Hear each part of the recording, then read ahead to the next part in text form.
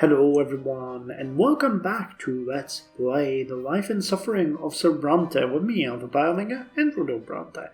So we're slowly closing the chapter 3, and now we have the part called The Way of the Sword. Your studies at the college come easily to you.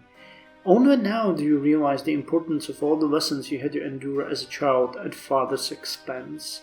Month after month, you study the judge's trade down to the smallest details, growing more confident in your new calling with every lecture. But there is much more to your education than the judge's trade and imperial law. You also learn manners, and courtly etiquette, and poetry and composition, and even fencing. On some days, you go with Thomas to a deserted patch of land to practice with the sword. Then, finally, the day of your judge's exam comes. You send your test results to father, and he replies with an appointment to a judge's office at the prefecture of Magra. Now you have a new life and a new profession back home. You will return to your hometown as a judge. It is early morning at the great temple of the twins. Your heart skips a beat as you step inside the temple. It feels like that day from your childhood again. The priest is standing at the altar, and the temple is divided into two halves. But you are no longer a frightened little child anymore. You are now a grown man who is about to become a noble. The floor of the common side is there to cause pain. You feel the jagged edges even through the soles of your boots. This pain marks your final few seconds as a commoner. The priest stands before you. You kneel again, but now there is warm, smooth marble under your knees. You hear the words spoken above your head. From this day forth, your lot is strength and will. From this day forth, you will rule and fight and pursue the arts. Now rise, noble.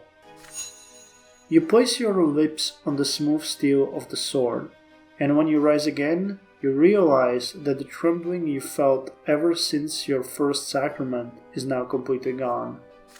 You arise a new man, your every motion now uncannily accurate, your thoughts surprisingly fresh, your muscles ready to face the fight. This day feels worthy of a poem, and now you can compose one if you wish. You touch your back. The mark of the lash from your previous sacrament is gone completely, erased forever. You hurry from the sacrament back to your room at the college. Your father's gift awaits you there, a sword. Your very own sword. Now to celebrate, all college students are invited to the college tournament, then a party. The sword feels wonderful in your hand, a promise of future victories. The tournament begins. The stands are loud with anticipation. Never in your entire life you have seen so many beautiful noble ladies in one place, but there is only one who attracts everybody's attention, the raven-haired, black-eyed Octavia Melanides. The daughter to the Archduke of Magra has graced the tournament with a visit. Yeah, I'm pretty sure that the lady that we have seen there, black-eyed, was Octavia. She is wearing a dress of emerald green, her austere hairdo immaculate. She is surrounded by her ladies in waiting, all beauties in their own. When a noble enters the tournament, he must announce the name of the lady whose honor he is fighting for. Many shout the names of their loved ones in the stalls. You know that many would fight for Octavia Melanides, but the onus of responsibility is too great. You take a few jabs of the sword, warming up for the fight. Soon it is your turn. All eyes are on you now. The young lady Octavia hides her face behind the hand fan, yet her eyes watch you with curiosity. Address Octavia publicly. You ask Octavia for permission to fight in her honor. Fight in Octavia's name. Choose a lady in the court to fight for. Dedicate your fight to your father.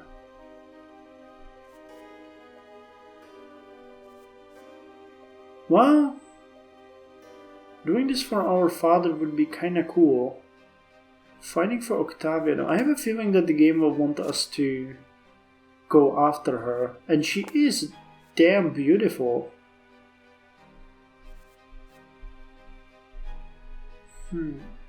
But it says the name of the lady whose honor he is fighting for. Can we dedicate it to our father even? Let's...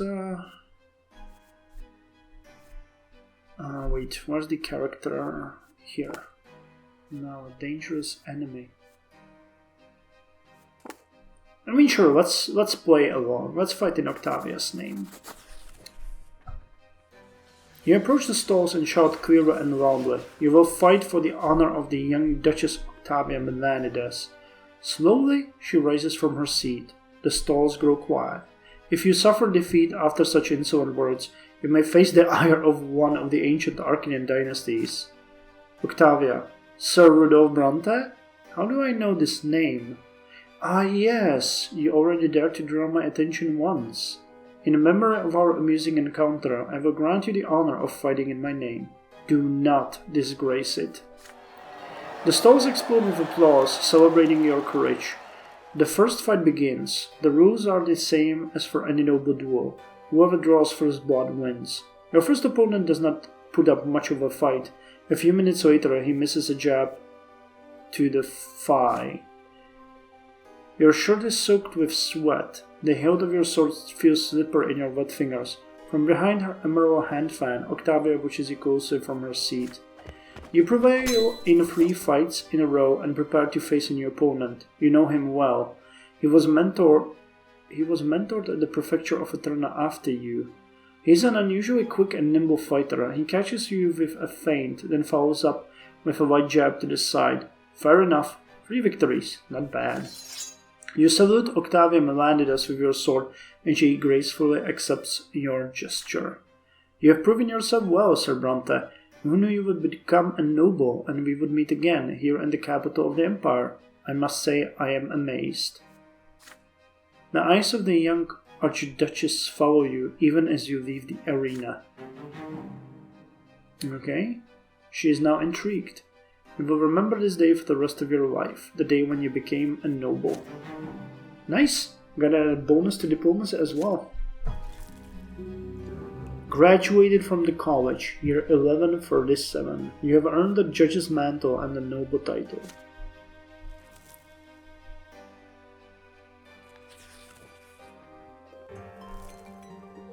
Year 1137, winter.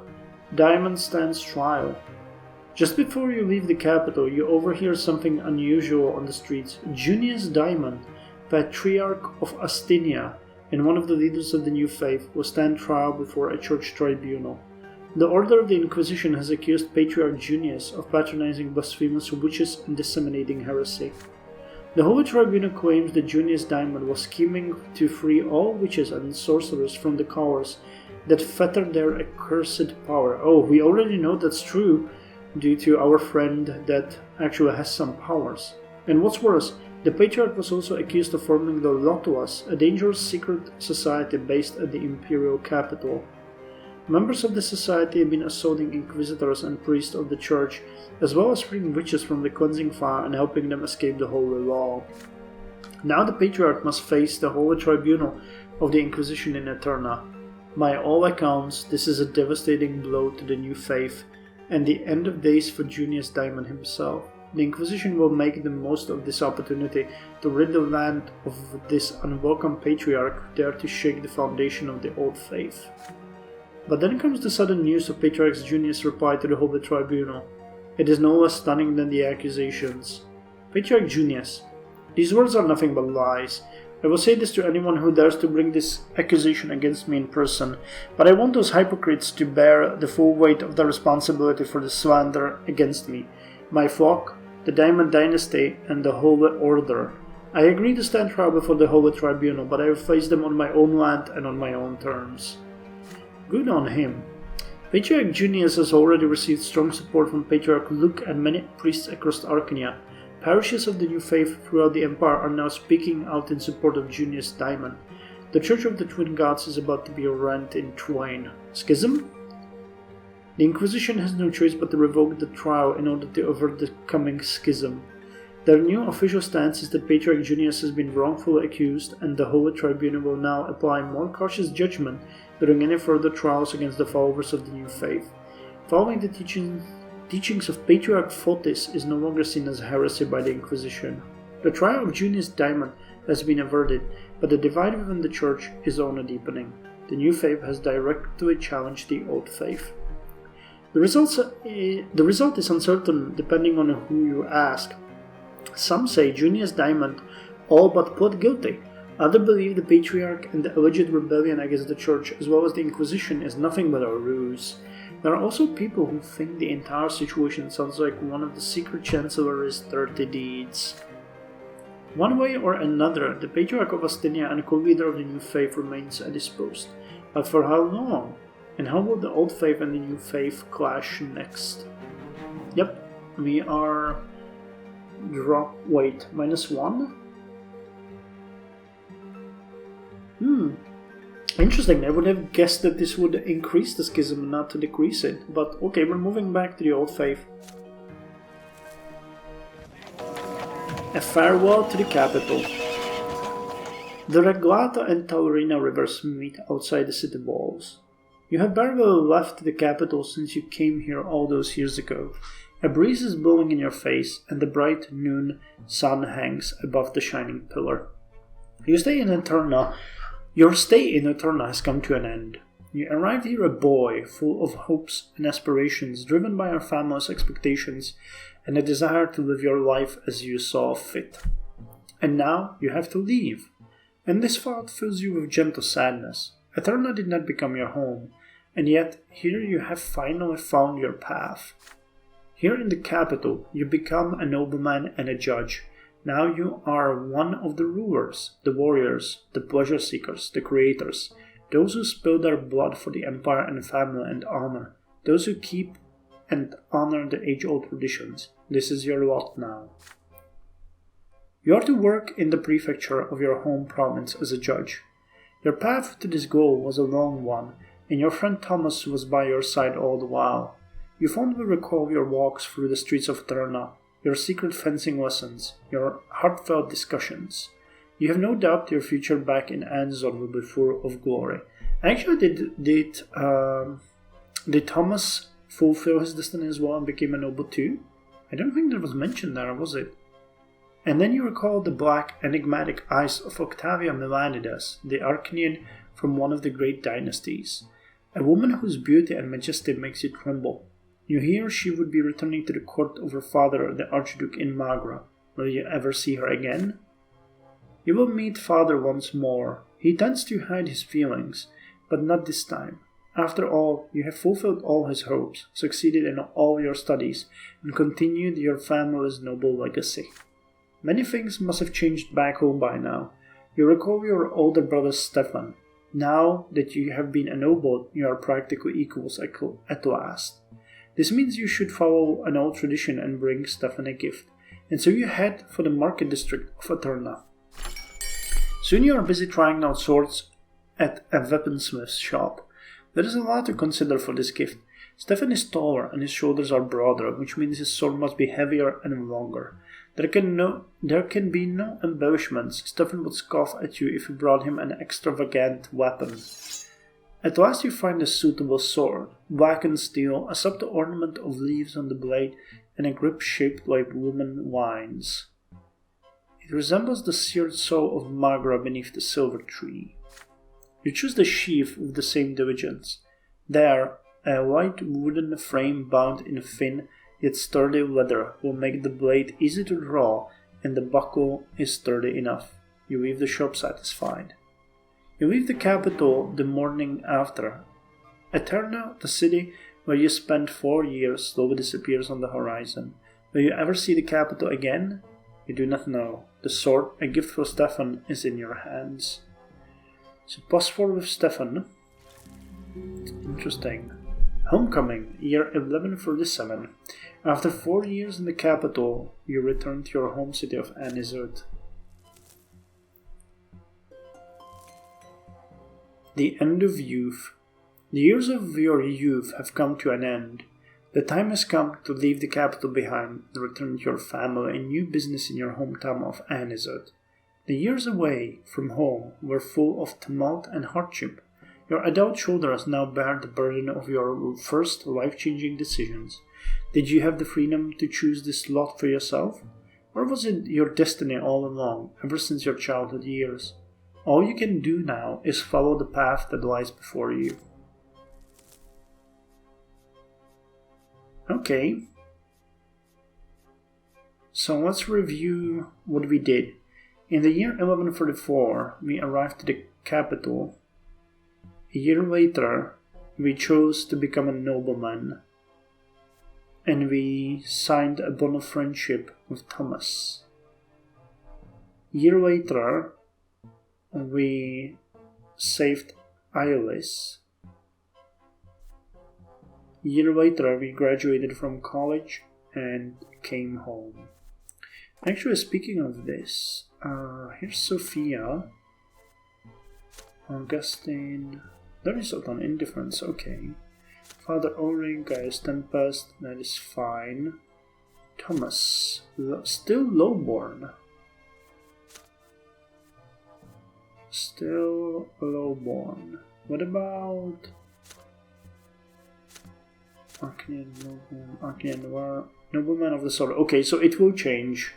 So, Thomas has not yet gotten... Want to eternity pursue a military career to earn the title of Legionnaire. Okay, he still obviously hasn't. Our personal qualities at the end of this chapter. You will keep them for the rest of your life. Diplomacy 17, Theology 11, Manipulation 11, Valor 16, Eloquence 12, Scheming 10. Okay. So nowhere we are especially lacking. And now we can continue. Peacetime. A full adult now, I returned from the capital a changed man. Yet, my hometown was not the same as I had left it. Fate had difficult times in store for all of us.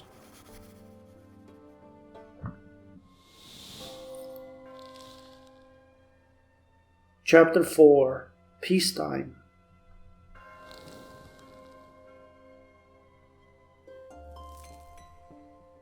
The road back home. As the carriage wheels clack a steady rhythm over the cobblestones, you watch the lands of Magra, rendered dry and desolate by ancient magic, sail by the window.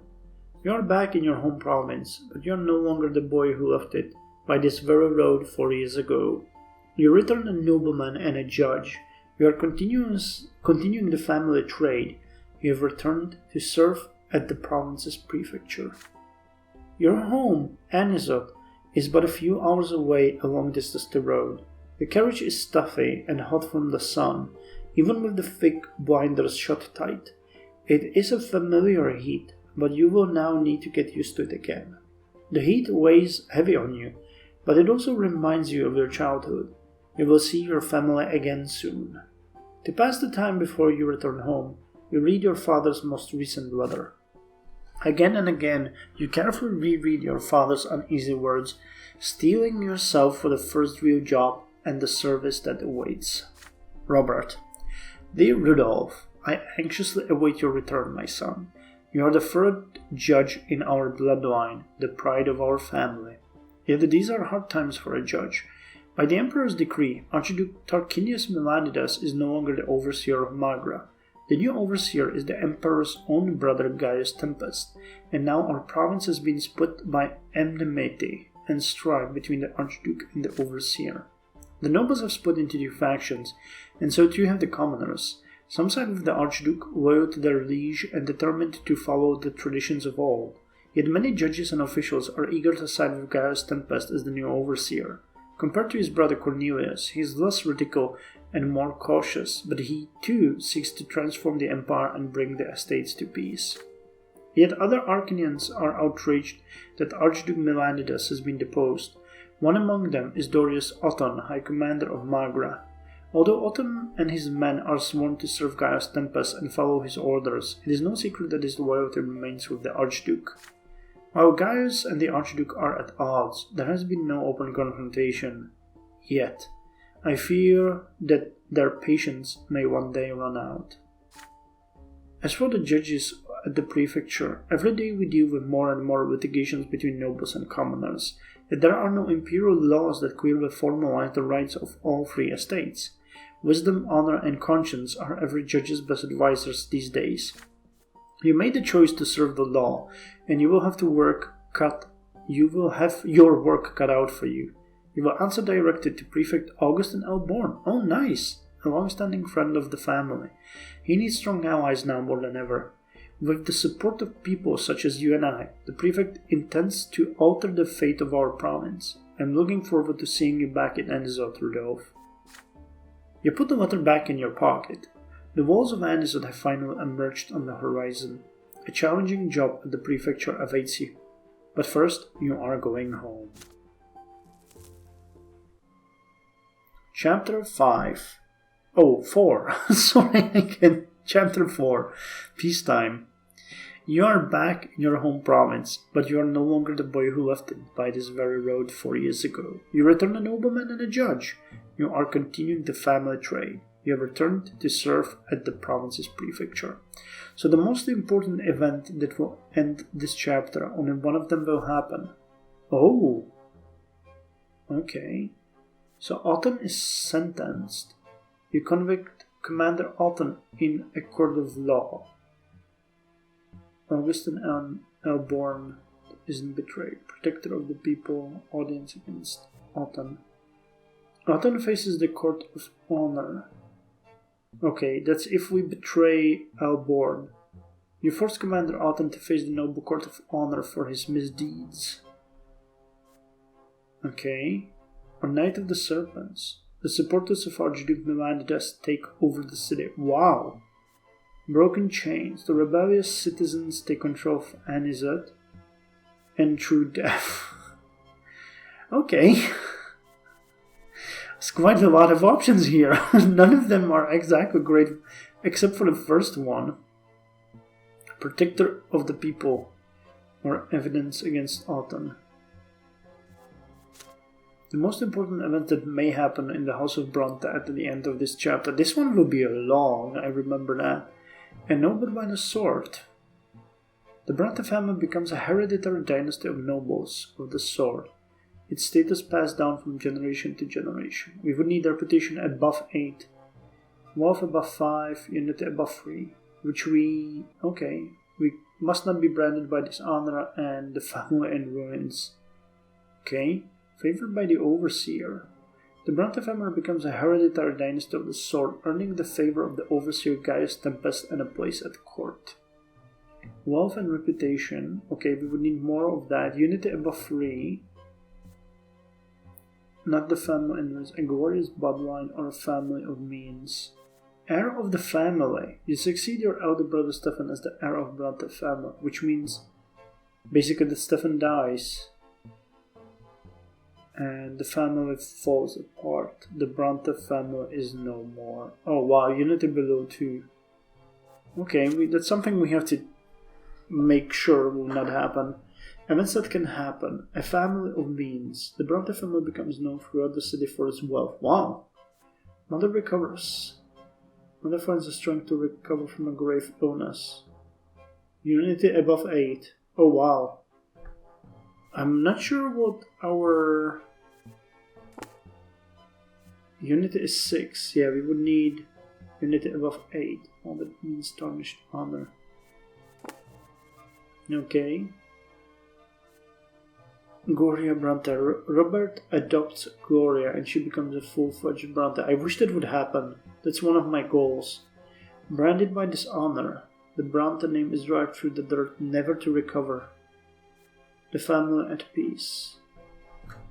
You find a way to unite the Brante family and end all the strife at home. Stefan is not killed in a duel.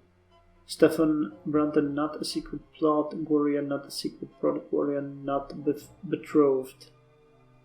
The family in ruins. The financial well-being of the Brante family is decimated. And Gloria's bloodline. Reputation above 10. Damn, a lot of it. These that can accomplish on your chosen life path. Protector of the people. The people of Anisot know and praise you as a defender of the common people's right. Patronage of the powerful. Or in the favor of someone very powerful. The Latari ritual. You participate in the enigmatic ritual of a long-dead race. Oh. Court of Honor banned. You banned the Noble Court of Honor through Magra. Diplomacy above 15. Justice above 6. Banned the Court of Honor. And evidence against Aton. You now have the evidence you need to bring Dorius Aton to trial. Interesting. Sections that open in this chapter. Occupation screen is now available. Okay. And we can continue. Anyway, we're gonna start chapter 4, not 5. 4. 3 is completely out of the question in the next episode. Thank you very much for joining me. Hope you are enjoying this.